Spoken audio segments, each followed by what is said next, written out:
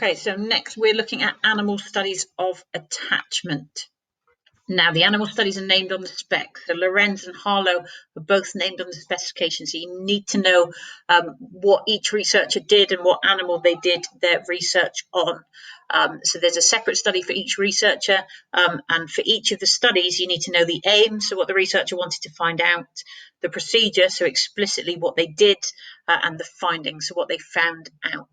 Now, there is more detail on these studies than on this PowerPoint, and it's worth going and having a bit of an extra read, having a look on Caboodle to see what else is there. You just need to make sure that these make sense. But the bare minimum, you need to know which animal was studied for each of these. But remember, Lorenz and Harlow are named on the spec, so this is something that's asked about in most exams, even if it's just a 1-mark question. You can be asked a 16-mark question on this. You can just be asked a 1-mark question. There's no way to work it out, but you just need to make sure that you've got enough notes that you can do a 16-mark question on this if you need to. Now, the researchers are what we call ethologists. So they are biologists who look at animal behaviours. The first guy that we're going to look at is Konrad Lorenz. You don't need to remember his first name, but obviously you need to know his second name. Lorenz was interested in attachment and how animals attach to their mothers. Now, like what we've looked at before with humans, he looked at it from an adaptive point of view. So why it's useful for survival for young animals to attach to their mothers. Now, Lorenz looked at a concept called imprinting, and Lorenz did this in experiments with geese.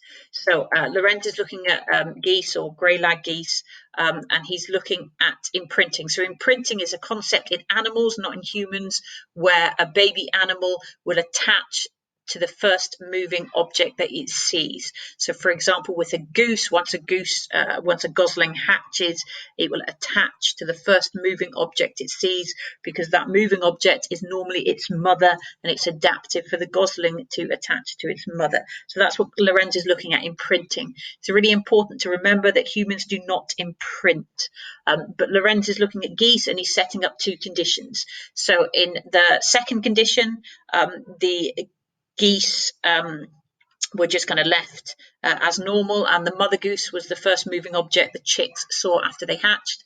But in the first condition, Lorenz himself was the first moving object seen by the goslings, by the chicks, when they hatched.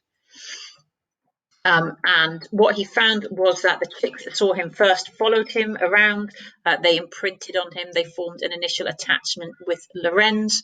And the chicks that saw their mother first followed her around first. Lorenz also suggested, but this is anecdotal evidence, so it doesn't have any kind of statistical basis, that when the geese were adults, they performed mating displays towards him and not towards other geese, whereas the geese in the second group performed the mating rituals to other geese. But that's just anecdotal evidence. There's no statistical basis for that. Lorenz found that the geese seemed to have a critical period. So this was an important few hours in which they could imprint. And if that didn't happen in this time period, then imprinting would not happen. So this is a critical period. Now, this is a concept that exists in humans. Babies have a critical period for attachment, and it links to some work by Bowlby. So critical periods happen in animals and humans, but remember, imprinting is only in animals. It does not occur in humans. Also, it's really, really important, because for some reason, students tend to forget that Lorenz looked at geese, and instead they like to substitute it for a preferred bird of theirs, obviously the duck. Lorenz did not investigate ducks, he investigated geese. Please don't get your birds mixed up. In terms of evaluating Lorenz, there are some good notes in the textbook, but some of Lorenz's conclusions have been questioned. There's a good study by Guiton that found that chickens imprinted on yellow washing up gloves and would try to mate with them, so that supports Lorenz's work. You can also suggest that it lacks any kind of generalization to humans if Lorenz is just looking at imprinting in geese or in animals. But there is some more there are some more notes on evaluating Lorenz on page 75 of your textbook. The critical period has also been questioned. There's also been some replications of Lorenz's research that have had varying degrees of success. So it's worth looking into that and making sure, I would say for Lorenz, you've got 2 clear AO3 points that refer to what Lorenz did. There's a video linked into this PowerPoint that will be on the classroom that you can watch to watch a bit more of Lorenz's work. So that's up for you to watch as well. We're not watching now. Now, that's the first research. The second research is by a man called Harry Harlow. And Harry Harlow is looking at attachment in monkeys.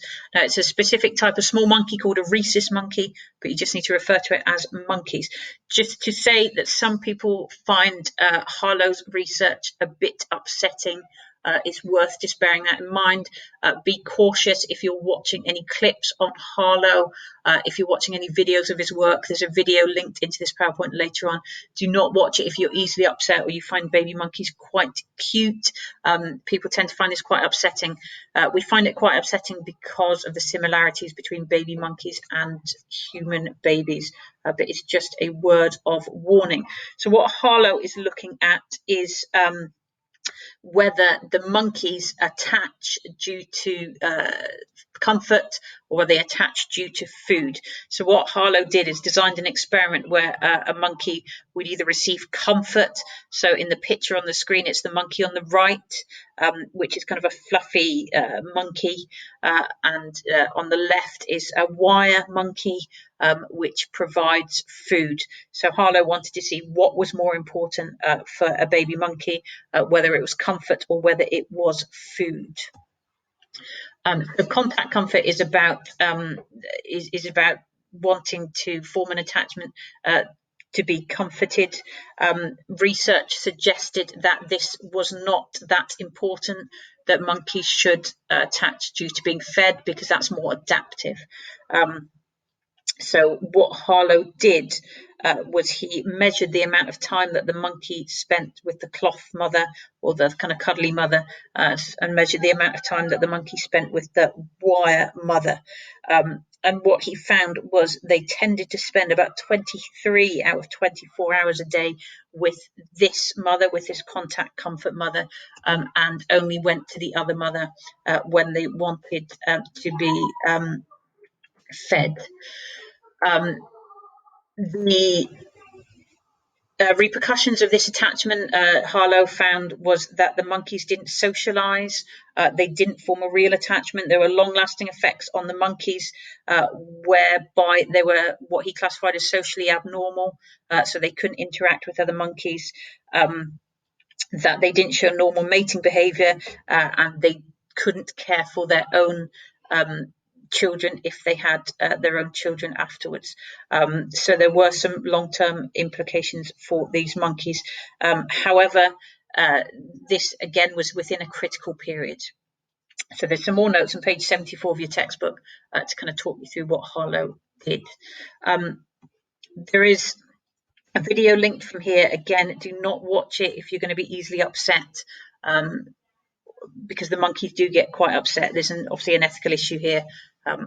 It does demonstrate monkeys being upset in the cages. So there is a video there if you would like to watch a bit more as to what Harlow did.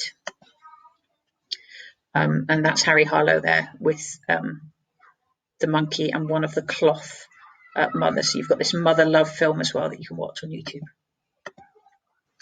In terms of evaluating Harlow, it's really influential work. It's actually was extrapolated and generalized to humans, which is important, and it has important applications in terms of childcare and in terms of social work.